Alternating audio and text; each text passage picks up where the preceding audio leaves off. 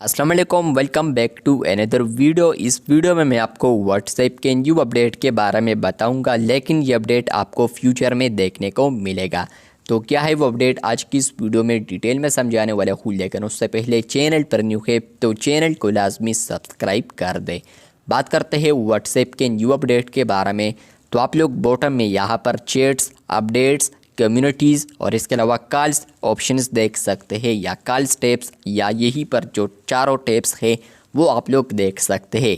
लेकिन आने वाले दिनों में आपको कम्युनिटी टैब्स नहीं आएगा। यहाँ पर आपको एक न्यू टैब देखने को मिलेगा जो कि होगा माय एआईज़।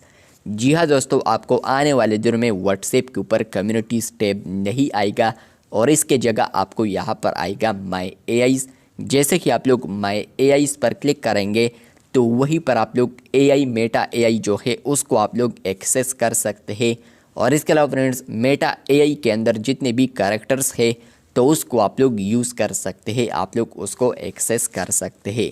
तो ये अपडेट आपको फ्यूचर में आ सकता है, जहाँ पर फ्रेंड्स आप लोग व्हाट्सएप के ऊपर जो कम्युनिटीज़ आइकन है या जो कम्युनिटीज़ ऑप्शन है या ये जो कम्युनिटी टैब है तो वो आपको यहाँ पर नहीं आएगा। कम्युनिटीज़ को अगर आप लोगों ने एक्सेस करना है तो आप लोग 3 डॉट्स पर क्लिक करते हुए आपको यहाँ पर कम्युनिटी ऑप्शन आ सकता है, या इसके अलावा कहीं पर भी आपको कम्युनिटी ऑप्शन आ सकता है।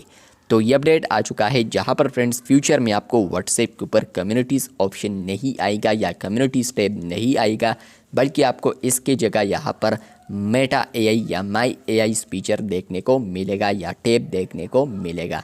तो ये अपडेट आपको प्रोबेबली फ्यूचर में आ सकता है। देखते हैं कि ये अपडेट कब आता है। चैनल पर न्यू है तो चैनल को सब्सक्राइब कर दें। मिलते हैं बहुत जल्द, तब तक के लिए अल्लाह हाफिज़।